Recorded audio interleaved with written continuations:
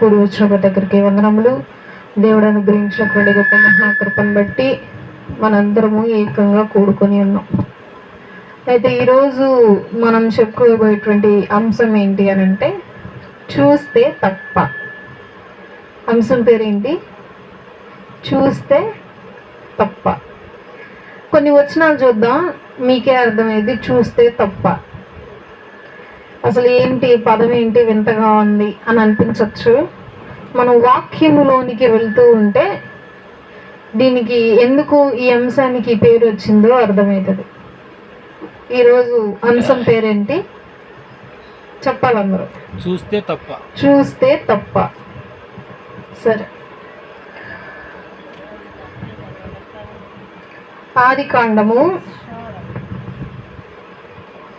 3వ అధ్యాయము, ఆదికాండము 3వ అధ్యాయము 4వ వచనం. అందుకు సర్పము, మీరు చావనే చావరు, ఏలైనగా మీరు వాటిని తిను దినమున మీ కన్నులు తెరవబడుననియు మీరు మంచి చెడ్డలను ఎరిగి దేవదూతల వలె ఉందురనియు దేవునికి తెలియనని స్త్రీతో చెప్పగా, స్త్రీ ఆ వృక్షము ఆహారమునకు మంచిదనియు కన్నులకు అందమైనదియు వివేకమిచ్చు రమ్యమైనదియునైనా ఉండుట చూచినప్పుడు ఆమె దాని ఫలములలో కొన్ని తీసుకొని తిని తనతో పాటు తన భర్తకును ఇచ్చెను, అతడు కూడా తినెను. ఇప్పుడు వచ్చిన చదివారు కదా. ఇప్పుడు నేను ఒక క్వశ్చన్ అడుగుతా, చూస్తే తప్ప? ఇప్పుడు ఈ వచనాన్ని బట్టి చూస్తే తప్ప. ఇప్పుడు మీరు చెప్పాలి, క్వశ్చన్ ఆన్సర్ చెప్పండి. చూస్తే తప్ప. ఇప్పుడు ఏం చదివారు? వచ్చిన గమనించలేదా? వచ్చిన మళ్ళీ చదవండి. అందుకు సర్పము 5 నుండి చదవండి. ఏలయనగా మీ కన్నులు తెరవబడిననియు మీరు మంచి చెడ్డలను ఎరిగిన వారై దేవతల వలె ఉందురనియు దేవునికి తెలియనని స్త్రీతో చెప్పగా, స్త్రీ ఆ వృక్షము ఆహారమునకు మంచిదియు కన్నులకు అందమైనదియు వివేకమిచ్చు రమ్యమైనదియు అలా ఉండుట ఆ ఫలమును చూచినప్పుడు. చాలు. స్త్రీకి ఆ ఫలం ఎలా కనిపించింది? రమ్యంగా కనిపించింది, ఇంకా అందంగా కనిపించింది. మనం అప్పుడప్పుడు కొన్ని ఫలాలు చూస్తూ ఉంటే అలాగే అనిపిస్తాయి. చాలా చక్కగా ఉంది ఫలం, తింటే చాలా తీయగా ఉంటది, చాలా మంచి పోషకాలు వస్తాయి. సో ఇప్పుడు చెప్పండి, చూస్తే తప్ప? చూస్తే తప్ప. ఈ వాక్యానుసారంగా చూస్తే తప్ప. తప్పేం కాదా? ఫలాన్ని చూడొచ్చు అంటారా? దేవుడు ఏమన్నాడు? సమస్తమును చూసి పరీక్షించమని ఎప్పుడు చెప్పాడు? మానవ కోటి మొత్తం పుట్టాక విజృంభించాక చెప్పాడు దేవుడు. ఎందుకు చెప్పాడు ఆ మాట కూడా? వివిధమైనటువంటి దేవతలు, దేవీ దేవతలు, కుమారులు, కుమార్తెలు వచ్చారు కాబట్టి వాళ్ళకి నాకు వ్యత్యాసాన్ని మీరే కనుక్కొని నా దగ్గరకు రండి అన్నాడు. అయితే ఈ వచనంలో చూస్తే తప్ప. మీరు ఆ క్యారెక్టర్ లోపలికి వెళ్ళిపోండి. ఈసారి ఆదాము అవ్వ మీరే అయితే ఖచ్చితంగా మీరే అనుకుంటారు మనసులో, సర్పం మాట వినకూడదు. సర్పం కూడా దేవుడు చేసిన సృష్టే, వాళ్ళకి తెలియదుగా ఎవరో మాట వినాలి. అప్పుడు జంతువులన్నీ మాట్లాడతాయి, చాలా ఫ్రెండ్లీగా అవుతూ ఉంటాయి. ఇక వాటికి ఏం తెలుసు? తినడం స్టార్ట్ చేస్తాం. సో ఇక్కడ బైబిల్ ప్రకారంగా కొన్ని చోట్ల చూస్తే తప్పు. అది వేటిని చూస్తే తప్పు? ఈమె ఎక్కడ చూసింది? పండుని చూడొద్దన్నాడు, ముట్టొద్దన్నాడు, తినొద్దన్నాడు. ఈమె మూడింటిని చేసింది. దానిలో ఫస్ట్ ఏం చేయొద్దన్నాడు? చూడొద్దన్నాడు. ఎప్పుడైనా సరే ఏదైనా మన మనసుకి నచ్చాలి అని అంటే ఫస్ట్ మనం ఏం చేస్తే అది మన మనసుకి నచ్చిద్ది? చూస్తేనే నచ్చిద్ది. చూడకపోతే అది మనకి తెలియదు, అది ఉందన్న ఊహ కూడా రాదు. కాబట్టి మన చూపులు ఎలా ఉండాలంట? కరెక్ట్గా ఉండాలంట. దానికి ఫస్ట్ నుండి అవ్వగారే సాక్షి. చూస్తే ఇక్కడ తప్పయింది. ఇంకొకరిని చూద్దాం. యెహోషువ గ్రంథము 7వ అధ్యాయము 20వ వచనం. యెహోషువ 7:20. ఇక్కడ నేను మీకు చదివి వినిపిస్తా. ఈ యొక్క సందర్భం వచ్చిన ప్రతిసారి నా నోటితో చెప్పేస్తున్నాను కదా, ఈసారి మీకు చదివి వినిపిస్తా.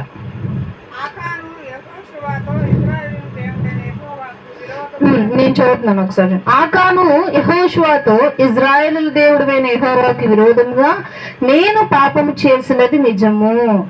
దేవుడు సొమ్ములో ఒక మంచి షీనారు వస్త్రమును, 200 తూముల వెండిని, 70 తూలముల ఎత్తుగల ఒక బంగారు కమ్మిని నేను చూచి వాటిని ఆశించి తీసుకొంటిని.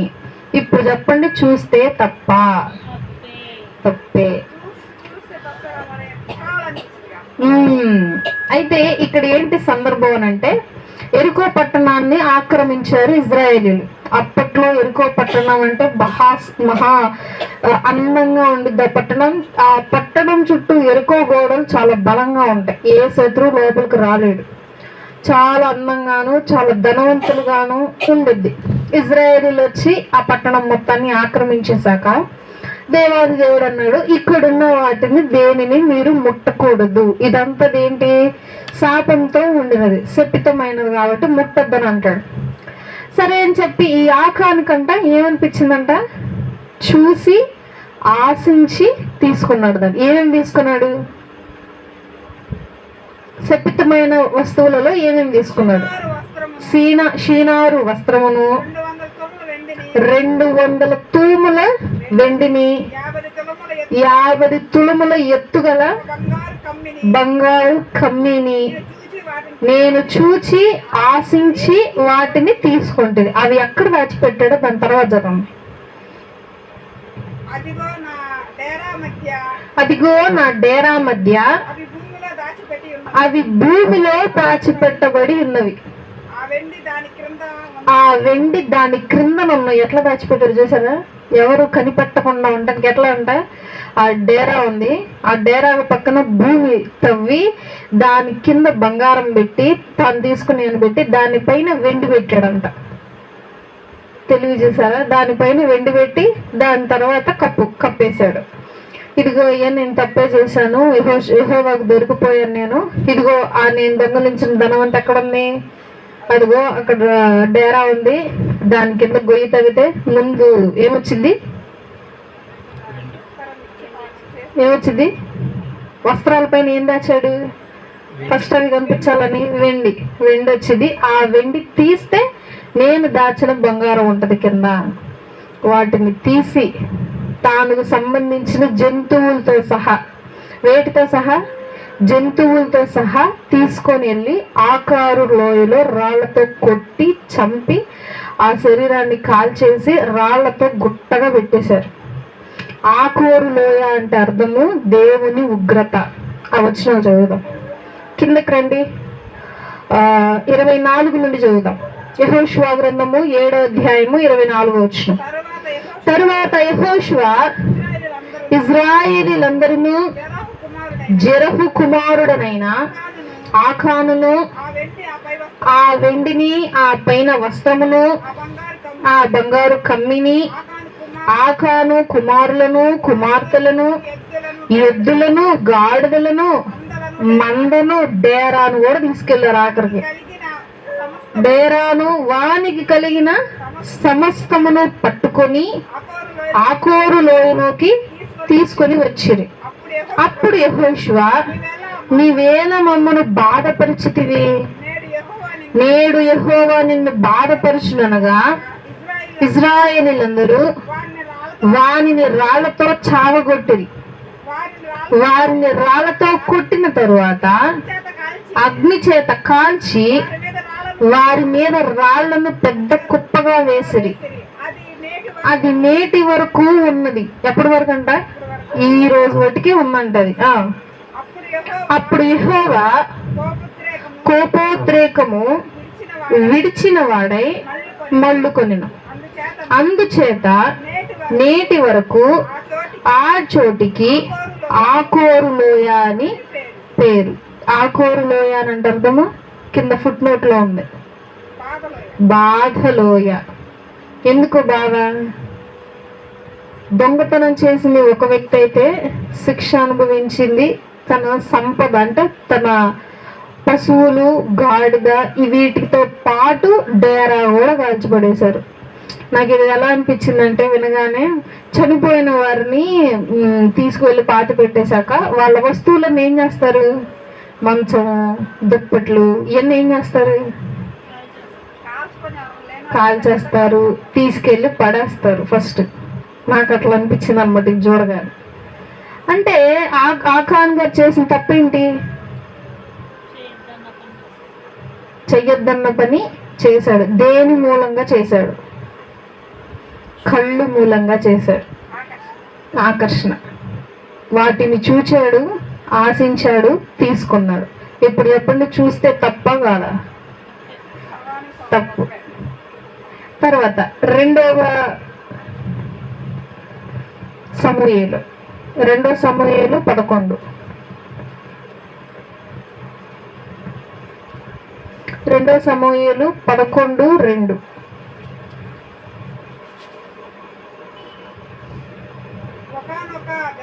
ఒకానొక దినమున ప్రొద్దుగుంకు వేళ దావీదు పడక మీద నుండి లేచి రాజనగరి మిద్దె మీద నడుచుచు పైనుండి చూచుచుండగా స్నానము చేయి ఒక స్త్రీ కనబడెను.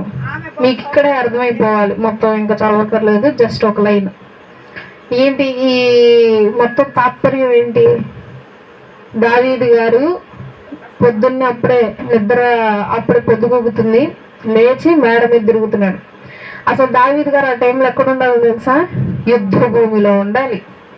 ఆయనేమో సైన్యాన్ని యుద్ధానికి పంపించి మేడ మీద తిరుగుతా ఉండి వాకింగ్ చేస్తూ ఒక స్త్రీని చూసి మోహించి శయనించి పాపం చేసి దేవాది దేవుడు పెద్ద శిక్షను తెప్పించుకునేదాకా తెచ్చాడు. ఏం జరిగితే అంత పెద్ద శిక్ష వచ్చింది ఆయనకి? చూడటం, ఆశించటం, ముట్టుకోవటం. ఈ 3 మనం ఫస్ట్ నుండి చూసిన వచనాలు మొత్తంలో కామన్ గా ఉన్నాయి. అవ్వగారు ఏం చేశారు? చూశారు, ముట్టుకున్నారు, తిన్నారు. యెహోషువ గారి దగ్గరకు వచ్చేసరికి ఆకాను చూశాడు, ముట్టుకున్నాడు, దాచిపెట్టాడు. ఇక్కడ దావీదు గారు వచ్చి చూసేసరికి ఆయన చూశాడు, ఆశించాడు, ముట్టుకున్నాడు. తాను చేసిన పాపమునకు బలయ్యిందెవరు? పుట్టినటువంటి కుమారుడు.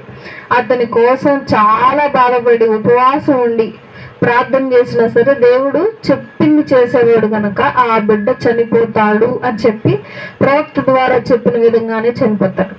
ఆ తర్వాత ఇంకో బిడ్డ పడతాడు. ఆ బిడ్డ పేరు జ్ఞాని సొలొమోను. అతన్ని బహుగా ప్రేమిస్తాడు దేవుడు. ప్రేమించి ఒక రాజ్యానికి రాజుగా చేస్తాడు. ఇప్పుడు చెప్పండి, చూస్తే తప్ప? అందరు చెప్పాలి. చూస్తే తప్ప? తప్పే. ఇంకొకరిని చూద్దాం. మత్తయి సువార్త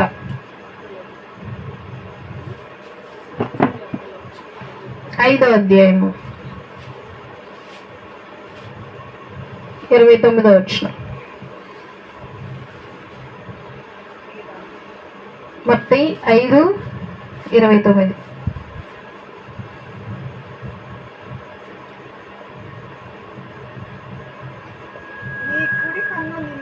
నీ కుడి కన్ను నిన్ను అభ్యంతరపరిచిన ఎడల దాన్ని పెరికి నీ యొద్ద నుండి పారవేయుము. నీ దేహం అంతయు నరకములో పడి ఉండకుండా నీ అవయవములలో ఒకటి నశించుట నీకు ప్రయోజనకరము కదా. చాలు. ఒకవేళ దేవాది దేవుడు అంటున్నాడు, కొన్ని సందర్భాల్లో చూస్తే తప్పు అని అంటున్నాడు. ఒకవేళ నీ చూపు నిన్ను పాపం చేయడానికి ప్రేరేపించింది అనుకో, ఏం చేయాలంట? కళ్ళని ఏం చేయమంటున్నాడు? తీసేయాలంట కళ్ళని. ఒకవేళ చెయ్యి పాపం చేసింది అనుకో, చెయ్యిని ఏం చేయాలంట? నరికేసుకోవాలి. అది కాళ్ళు ఎక్కడైనా మార్గంలోకి వెళ్ళి తప్పు చేసినాయి అంటే కాళ్ళు నరికేసుకోవాలి. ఎందుకు ఇంత ఘోరమైన శిక్ష? ఎంత భయంకరం ఇది వింటుంటేనే. మనిషి అన్నాక పాపం చేయడం సహజం. అయితే దేవుడు ఏమంటున్నాడు, ఒకవేళ నీ అవయవులలో ఏదైనా పాపానికి గురైతే దాన్ని ఏం చేయాలి? తీసేయాలి. ఒకవేళ తీయకపోతే శరీరం అంతా నరకాల్లోకి వెళ్ళే బదులు శరీరంలో ఒక అవయవం లేకుండా పరలోకానికి వెళ్ళటం నయం కదా అని అంటాడు దేవుడు. ఇంకొక స్త్రీని చూద్దాం. ఆదికాండము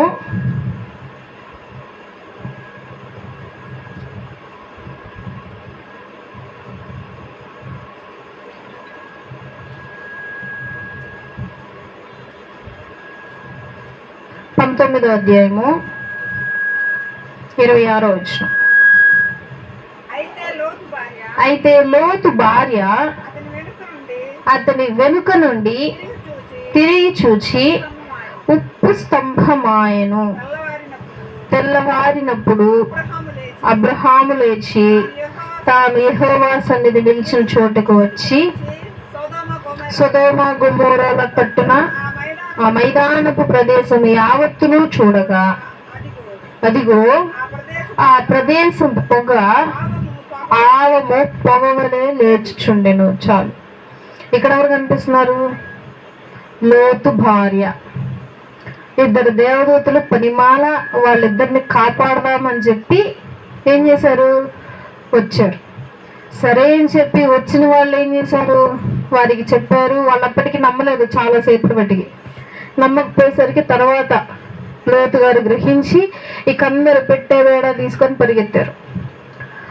పరిగెత్తిన క్షణమున ఒకళ్ళు కాషన్ అంటే ఇది చెయ్యకూడదు అని చెప్పి ఒకటి చెప్పారు దేవదూతలు. ఏమని?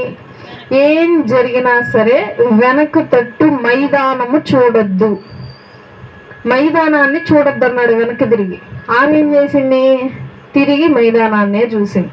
చాలా మంది అంటా ఉంటారు, ఎందుకు చూసింది? బంగారం వెనకేం జరుగుతుంది, వెనక ఎలా కాలిపోతుంది చూద్దాం అనుకుంది. ఇంకా క్యూరియాసిటీతో చూద్దాం. అది అక్కడ రాయబడిందా? ఆమె ఎందుకు చూసిందో రాయబడిందా? కానీ మనం ఊహించామంతే. అయితే ఒకసారి ఆలోచన చేద్దాం వాళ్ళిద్దరి గురించి. కొన్ని విషయాలు ఏంటి అని అంటే, మన ఊహ మనల్ని తప్పు మార్గంలో తప్పు భక్తిలో తీసుకెళ్తుంది. ఆమె అట్లాంటి తప్పు ఎప్పుడూ చేయదు. ఎందుకు చేయదు?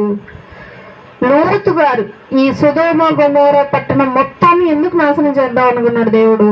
పాపం ఎక్కువగా ప్రబలుతుంది కాబట్టి వారిని చంపేయాలి. ఎలాగా? నోవాహు కాలంలో దేవుడు ఏ విధంగా చేశాడో, నాశనం చేశాడో, అదే విధంగా ఆ పట్టణాన్ని నాశనం చేద్దాం అనుకున్నాడు. వాళ్ళ పట్టణం మొత్తంలో ఎవరు నీతిమంతులుగా కనిపించారు? లోతు గారు కనిపించారు. లోతు కనిపించాడు అని అంటే వారి కుటుంబం కూడా నీతిమంతులా కాదా? ఇప్పుడు నోవాహు గారు కనిపించారంటే వారి కుటుంబం కూడా నీతిమంతులే. నోవాహు గారు నీతిమంతుడుగా ఉండాలి అని అంటే భార్య ఎలా ఉండాలి? ఇప్పుడు యోబు గారు ఉన్నారు. యోబు గారికి ఏమొచ్చింది? కష్టం వచ్చింది. భార్య ఏం చేసింది? భార్య శోధించింది. అది దూషించటం కూడా కాదు, శోధించటం, విసిగించటం, అవమానపరచటం.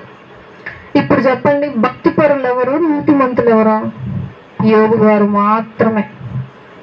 అదే లోతు గారి భార్య ఏ విధంగా ఉండొచ్చు? ఇద్దరు బిడ్డలను భక్తిలోను భయంలోనూ పెంచింది. వారికి మంచిగా పెళ్లిళ్ళు చేసింది. భర్తని బాగా చూసుకున్నాం. కుటుంబం అంతా భక్తి పరులుగా ఉంటే ఈ స్త్రీకి మాత్రం ఎందుకు డబ్బు మీద ఆశ వచ్చింది? మీరు చెప్పండి. అంత భక్తి పరులుగా ఉండి దేవుడు వాళ్ళ కుటుంబం మొత్తాన్ని కాపాడదాం అనుకున్నాడు. ఒక్కరిని మాత్రం కాపాడదాం అనుకోలే. ఎవరెవరు పారిపోయారు ఆ పట్టణం నుండి? లోతు భార్య, వారిద్దరు పిల్లలు. వీళ్ళందరూ చక్కగా కాపాడబడాలని చెప్పి పదిమాల దేవతలు వస్తే వీళ్ళల్లో ఎవరు ఆశించారు? స్త్రీ ఆశించింది. ఏ విధంగా మీరు నమ్ముతారు? ఎట్లా కరెక్టేనా అసలు? అది భక్తి పరులైనటువంటి స్త్రీ అలాంటిది ఆశిస్తుందా? అలాంటి జ్ఞానం కలిగి ఉంటుందా? ఉంటుంది. కానీ ఈమెలో ఏంటి ఆ మిస్టేక్? భక్తి పరురాలు ఇటువంటివి ఆశిస్తుందా? ఆశించదు. మరి ఎందుకు తిరిగి ఉండొచ్చు? ఏం జరుగుతుందో చూస్తుంది. చెప్పారు కదా దేవదూతల ముందే, ఏం చెప్పారు? ఈ పట్టణము నాశనం అయిపోబోతుంది. మరి చెప్పాక కూడా ఇంకెందుకు తిరిగి ఉండిద్ది అని అంటే, ఏం క్యూరియాసిటీ? చెప్పారు కదా ఆల్రెడీ, ఈ పట్టణము నాశనం చేయబడుతుంది, మీరు ఇది చూడనక్కర్లేదు, సో మీరు వెళ్ళిపోండి. అసలు ఎందుకు చూసింది? ఈ బైబిల్ స్టార్టింగ్ హెబ్రీ భాష నుండి తర్జుమా చేయబడింది. ఎప్పుడైనా మనకు కొన్ని తెలియనప్పుడు హెబ్రీ భాష నుండి రావాలి బైబిల్, ఫస్ట్ బైబిల్ నుండి రావాలి, అప్పుడు మనకు బాగా అర్థమైంది. హెబ్రీ భాషలో ఈమె గురించి, లోతు భార్య గురించి ఇంకా బాగా చెప్తారు. ఎందుకు అనంటే, మీరు ఇంకా వీళ్ళ గురించి తెలుసుకునేటప్పుడు దేవాది దేవుడు ఈ పట్టణం మొత్తాన్ని నాశనం చేయబోతున్నాడు అని చెప్పి లోతు వాళ్ళ అల్లుళ్ళ దగ్గరికి వెళ్ళి చెప్తాడు ఈ మాట. మీరు ఆ వచనం కూడా చూస్తారు. అల్లుళ్ళ దగ్గరికి వెళ్ళి, బాబు లెగండి, వెళ్ళిపోయాం మనము, ఈ పట్టణాన్ని దేవుడు నాశనం చేసేస్తున్నాడు అని చెప్తే వాళ్ళు నవ్వుతారు, ఎగతాళి చేస్తారు. ఎగతాళి చేస్తూ నవ్వుతూ, ఏంది మామాను మరీను, ఇంత గొప్ప పట్టణాన్ని ఎవరు నాశనం చేస్తారు అని చెప్పి ఎగతాళి చేసేవారు. అప్పుడు వాళ్ళు మాత్రం అక్కడ ఆగిపోయారు రాకుండా. వాళ్ళ కూతుళ్ళు, భార్య, భర్త వీళ్ళందరూ కలిసి వచ్చేసారు. అయితే అల్లుళ్ళను ప్రేమగా చూసుకున్నటువంటి అత్త అల్లుళ్ళు అల్లాడిపోతూ కాలిపోతూ ఉంటే గుండె తరుక్కుపోయి చూసింది వెనక్కి. అది జరిగిన సిచ్యువేషన్ అక్కడ. ఆమె వెనక్కి తిరగటానికి కారణము ఒక తల్లి తన బిడ్డలను ఏ విధంగా చూసుకుందో అల్లుళ్ళను కూడా అలాగే చూసుకుంది. ఆమె చూడని సంపద, ఆమె అనుభవించిన ధనమా ఆమె వెళ్ళి చూడాల్సింది.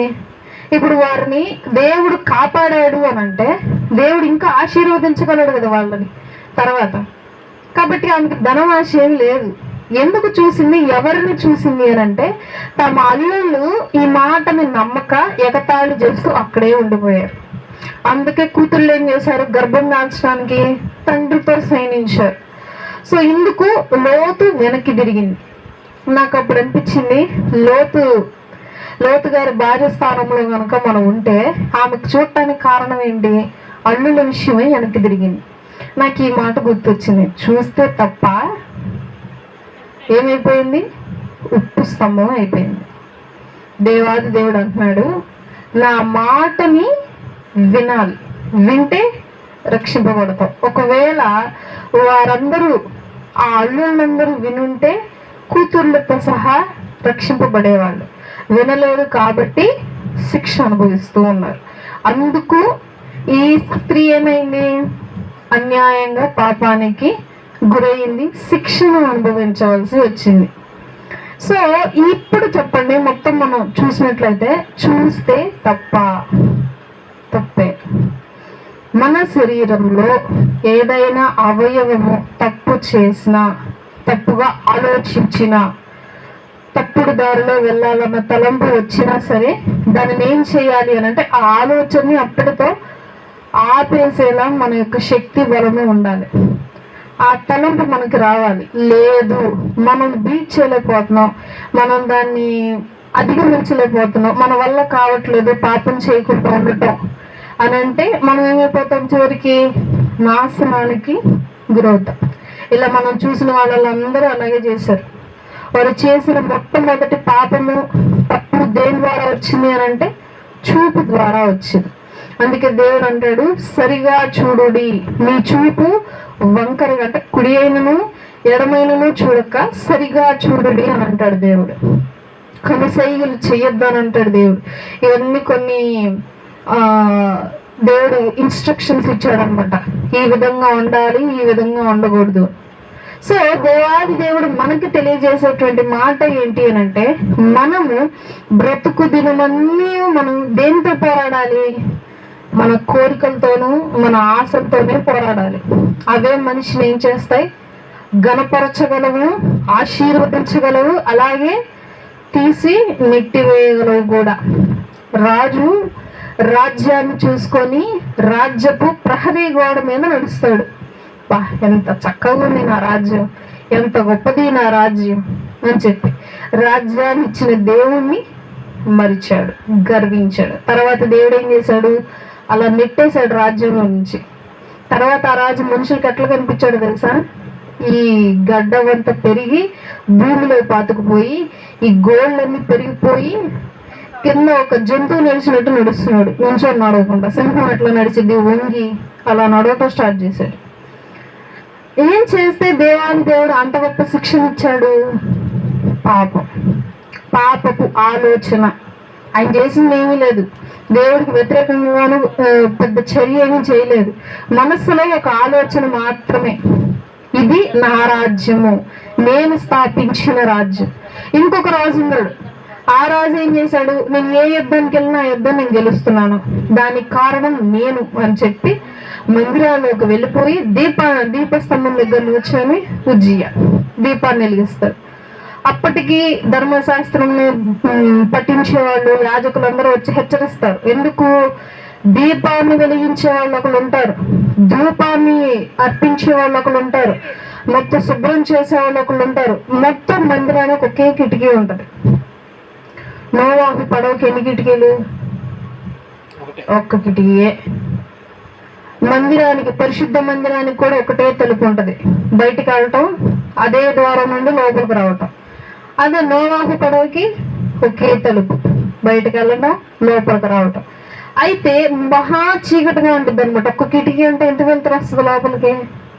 కాబట్టి దీపస్తంభాలు ఉంటాయి ఎప్పుడు. ఆ దీపస్తంభాలకి దీపాన్ని ఈ టైంలో వెలిగించాలి అని చెప్పి కొంతమంది నియమింపబడతారు. వాళ్ళు మాత్రమే వెలిగించాలి, వారి వంశం మాత్రమే రావాలి. కానీ విజయ ఏం చేశాడు? ఇంత గొప్ప విజయాన్ని సంపాదించుకుంటున్నాను నేనే వెలిగిస్తా వచ్చి అని చెప్పి వెలిగించాడు. వెలిగించిన వెంటనే తెల్లటి కుష్ఠవ్యాధి నడినెత్తి నుండి అరికాళ్ళ దాకా వచ్చింది. ఆ కుష్ఠవ్యాధి చూసి భయంతో అక్కడి నుండి పారిపోతాడు. ఆ తర్వాత క్షమాపణ అడిగితే తర్వాత తగ్గిపోయింది. సో మన మనుషుల్లో హృదయంలో వచ్చేటువంటి పాపపు తలంపు మనల్ని ఏం చేసింది? నాశనం చేసింది. అప్పట్లో పాపపు తలంపు అలా వస్తే చాలు, ఈజీగా శిక్ష వచ్చేసేది. కానీ ఇప్పుడు చాలా అరుదు, అసలు రావట్లేదు కూడా. ఏం చేస్తున్నాడంటే దేవుడు రాకడకు సిద్ధమవుతున్నాడు. ఇంకా మనుషులకి ఇది తప్పు అని చెప్పి శిక్ష హఠాత్తుగా తీసుకురాకుండా రాకడ సమయంలో దేవుడు ఏం చేస్తాడంటే తీసుకెళ్ళి అట్లా వదిలేస్తాడు శ్రమల్లో. మనం అవి గ్రహిస్తూ ఉండాలి. పాపాలకు దేవుడు మనకి శిక్ష వేయట్లేదు అని చెప్పి ఆలోచన చేయకుండా శ్రమలు అనేటువంటి అగ్నిగుండంలో పడేయటానికి రెడీగా ఉన్నాడు అనే ఆలోచన మనం ఎరగాలి. దేవాది దేవుడి త్వరలో రాబోతున్నాడు. ఆయన రాకడ బహు భయంకరంగా ఉంటది. ఆ రోజు మన వాళ్ళందరూ కనుమరుగైపోతారు. మన వాళ్ళు ఎక్కడున్నారో తెలియదు. వాళ్ళని మనం కొన్ని రోజుల తర్వాత మర్చిపోయాక ఇక ఈ లోకంలో ఉన్నటువంటి దుష్ట శక్తులు పరిపాలించడం మొదలు పెడతాయి. అవి పరిపాలిస్తూ ఉంటే అదొక ఆనందం వస్తుంది, సైకోయిజం టైప్ లో. అలా ఆనందపడతా ఉంటారు అనమాట. అధికారులు మనల్ని హింస పెడుతూ, నష్టపెడుతూ, ఇబ్బంది పెడుతూ, ఆ ఇబ్బంది బాగా తట్టుకోలేక మనుషులు చచ్చిపోదామని వెళ్తే బావి అటు జరిగిద్ది, మరణాన్ని కూడా రానివ్వకుండా. అటువంటి బాధల్లో, ఇబ్బందుల్లో మనుషులు పడకుండా ఉండాలి అని అంటే దేవుడు ఏం చేస్తున్నాడు? జాగ్రత్త. మన చూపు ఏ విధంగా ఉండాలి? జాగ్రత్తగా ఉండాలి. మన ఆలోచన ఏ విధంగా ఉండాలి? జాగ్రత్తగా ఉండాలి. మన తలంపు ఏ విధంగా ఉండాలి? జాగ్రత్తగా ఉండాలి. మనం నడిచే నడక ఏ దారిలో వెళ్తున్నామో జాగ్రత్తగా నడవాలి. దేవాది దేవుడు కనుక మనకు తోడుంటే మన పాదాలకు దీపం ఆయనే, మన కన్నులకు వెలుగు ఆయనే, మన ఆలోచనలకు పునాది కూడా ఆయనే అవుతాడు.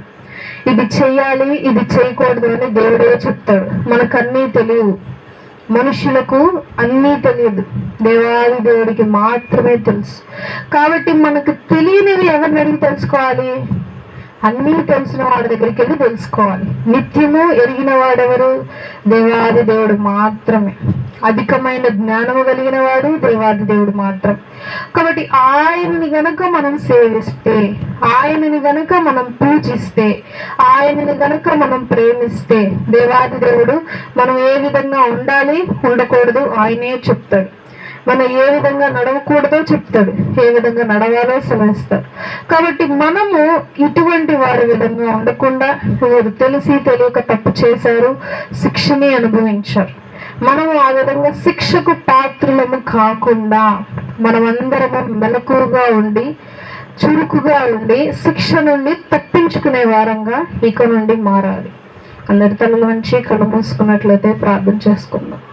కూడా తండ్రి నీకు వందనములు, స్తుతులు, స్తోత్రములు తండ్రి. ప్రభువా, ఎంతో మంది రోజులకు నశించుకోవచ్చుగా మీరు మమ్మల్ని లాభ చేయకుండా ఇప్పటికే సజీవులకు ఉంచిన విధానం బట్టి మీ స్థుతులు, స్తోత్రాలు. నేను మేమందరము ఏకంగా సభ కూడినైనా నేను స్తుతించి కనపరిచే భాగ్యం అనుగ్రహించారు. వందనాలు నా తండ్రి. ప్రభువా, ఈరోజు మా దినములలోనైనా అమూల్యమైనటువంటి దినము. ఎందుకనగా గత వారం అంతా అనేక ఆపదలు భద్రపరిచి ఉన్నాం, ఎన్నో ఆపదల నుండి, శోధల నుండి మమ్మల్ని రక్షించి ఉన్నాం, ఈ దినము దాకా నడిపించి ఉన్నావు నాయన, నీకు కృతజ్ఞతలు. ఆయన ప్రభు, ఈ రోజు మేము విన్నటువంటి వాక్య భాగం బట్టి కొన్ని విషయాలు నా తండ్రి కళ్ళతో చూస్తే నా ప్రభు, ఆలోచిస్తే నా తండ్రి, గ్రహిస్తే నా ప్రభు, వాటిని పాటిస్తే నా తండ్రి ఎన్నో శిక్షలకు గురవుతాము అని చెప్పి నా తండ్రి మీరు తెలియజేసి ఉన్నారు. దాన్ని బట్టి వందనాలు. ఆయన అతను మేము అట్టి వారంగా ఉండకుండా నాయన అయ్యా మా యొక్క ఆలోచనలు, తలంపులు మా స్వాధీనంలో ఉంచుకొని నీ యొక్క కట్టలకు తగినట్టుగా నా తండ్రి మా జీవితాలను మార్చుకున్నట్టుకు సహాయం చేయండి. ఆయన యొక్క సంఘస్సులను జ్ఞాపకం చేసుకోండి. ఆయన అతను అధికమైన విశ్వాసంతో నీ సన్నిధిలో నిలిచే భాగ్యమును అనుగ్రహించండి. ఆయన ఎవరెవరు ఏ అవసరత వచ్చి ఉన్నారో నీవు ఎరిగి ఉన్నావు నాయన, అట్టి అవసరతను తీసివేయి. నా అవసరములు తీర్చే దేవుడు నా తండ్రి. ఆయన తండ్రి ప్రభు కావాల్సిన ప్రతి అవసరతను నా తండ్రి అనుగ్రహించు. ఆయన ప్రభు ఎటువంటి వారు అనారోగ్యంతో వచ్చినారో మీరు ముట్టండి, స్వస్థపరచండి. ఆయన కావాల్సిన ప్రతి ఒక్క మేలు నా తండ్రి ప్రభు సరిదిద్దండి, చేయండి. ఆయన నీకు స్తోత్రాలు, వందనాలు నా తండ్రి ప్రభు. రేపు జరిగేటువంటి ఆదివారపు ఆరాధనలోను తండ్రి సండే స్కూల్ కార్యక్రమంలోనూ మీరు తోడుగా ఉండి సహాయం చేయండి. నా తండ్రి మా యొక్క స్వగృహాలకు మేము వెళ్ళబోచుండగా రాకపోకలు మీరు తోడుగా ఉండండి. మా పడకల చుట్టూ మీరు ఎక్కల కాగుదలు భద్రపరచండి. నా తండ్రి నీకే స్తోత్రం. ఆయా మందిరానికి కావాల్సినటువంటి ప్రతి ఒక్క వస్తువును అనుగ్రహించండి. ఆయన తండ్రి ప్రభు పట్టా నా తండ్రి పూర్తిగా పాడైపోయి ఉన్నది నాయన, సహాయం చేయండి. నా తండ్రి ప్రభు ఆయన నూతనమైన మందిరమును కట్టుకునే కృపను అనుగ్రహించండి. నాయన నీకే స్తోత్రాలు ప్రభు. ప్రతి ఒక్క కార్యము జరిగించండి. ఆయన తండ్రి మేము ఇప్పటిదాకా చేసే ప్రతి ఒక్క విషయము నా తండ్రి నీ చిత్తానుసారంగానే జరుగుతుందని మేము నమ్ముతూ ఉన్నాం నాయన. అయ్యా తండ్రి ఈ మినిస్ట్రీ తండ్రి ప్రభు దీవించండి, ఆశీర్వదించండి. అయ్యా తండ్రి ఇంకా తండ్రి ప్రభు అన్ని జనులలో తండ్రి ప్రభు అనేక మందికి నీ యొక్క ప్రేమను తెలియపరిచే కృపను అనుగ్రహించండి. ఆయన నీకు స్తోత్రాలు, స్తుతులు చెల్లించుకుంటూ అయ్యా మమ్మల్ని సంఘస్సులను దీవించండి, ఆశీర్వదించండి. ఏసునం పెట్టి అడిగి వేడు కొంచెం ప్రార్థిస్తున్నాం తండ్రి, ఆమేన్. మన తండ్రి దేవుని ప్రేమయు కుమారుడైన యేసుక్రీస్తు ప్రభువారి కృపయు పరిశుద్ధాత్మ అన్యోన్య సహవాసం మనందరికీ ఎల్లప్పుడూ తోడేండి నడిపించును గాక. ఆమేన్. అందరికీ వందనాలు.